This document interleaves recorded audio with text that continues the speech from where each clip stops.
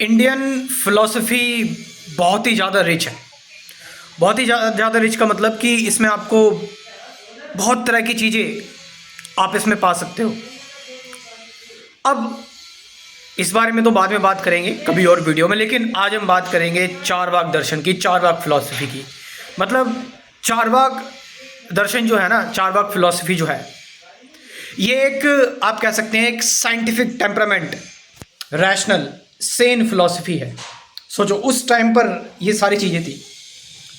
चारवाक दर्शन में कहा गया है कि जो प्रत्यक्ष प्रमाण है, मतलब जो चीज़ आप सेंसेस से देख रहे हो सिर्फ वही सच है, और जो श्रुति प्रमाण है, मतलब जो आपने सुना हुआ है, ठीक है, या फिर जो कहीं पर पुराने टाइम से कहीं लिखा हुआ आ रहा है, इसको चारवाक कहते हैं। ये झूठ है।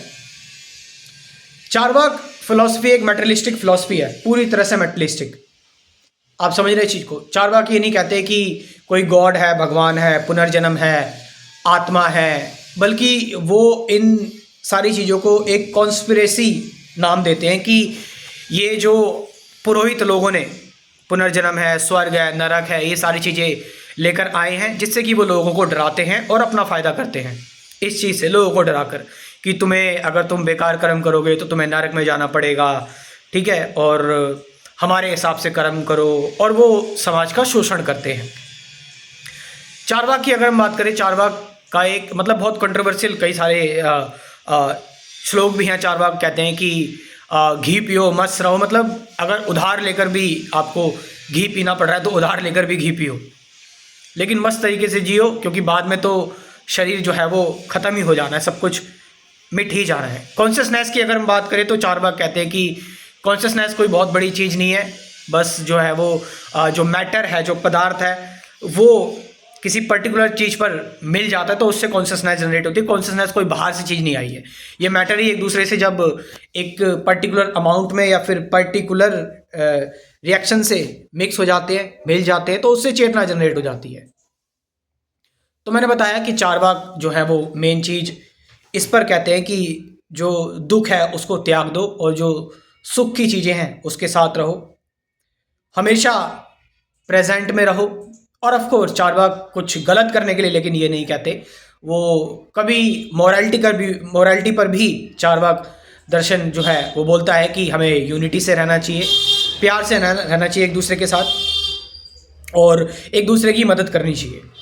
बट चारवाकों का जो चारवाक दर्शन का जो मेन जो पॉइंट है वो यही है कि वो साइंटिफिक तरीके से बात करते हैं। जो देखा हुआ है बिल्कुल हम उसी पर यकीन मानेंगे, ठीक है।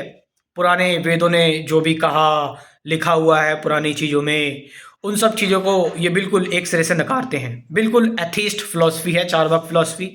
भगवान जैसी किसी चीज़ को ये नहीं मानते कि भगवान जैसी कोई चीज़ है, कोई आउटसाइड एजेंसी है।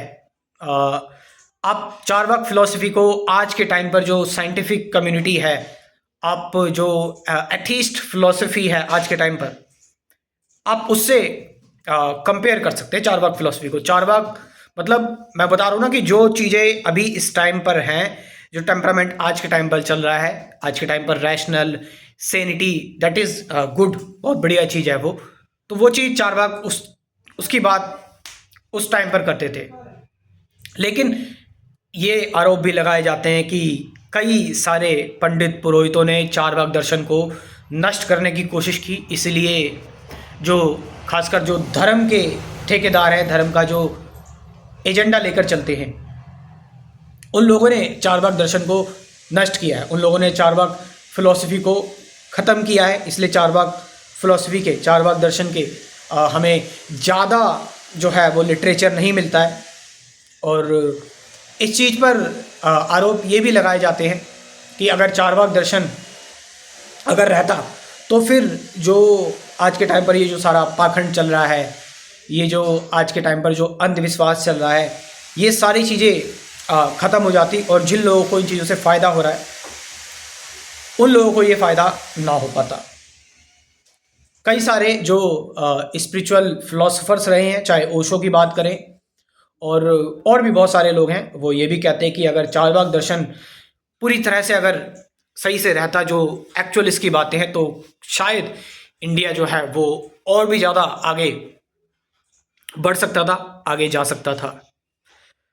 चारवाक दर्शन, जैसे कि मैंने बताया कि आप पुनर्जन्म की बात करोगे या फिर कि भाई कोई आत्मा होती है, कोई आउटसाइड एजेंसी है, चारवाक इस चीज़ को बिल्कुल ही कंप्लीटली नेगलेक्ट करते हैं। सेंस ग्रेटिफिकेशन, जो सेंसेस से खुशी मिलती है, चारवाक इसी चीज़ को मानते हैं कि जितना एंजॉय करना कर सकते हो उतना एंजॉय करो, और दुख की चीज़ें हैं वो सारी चीज़ें त्याग दो, वो सारी की चीज़ें बेकार हैं, बंधन वगैरह है।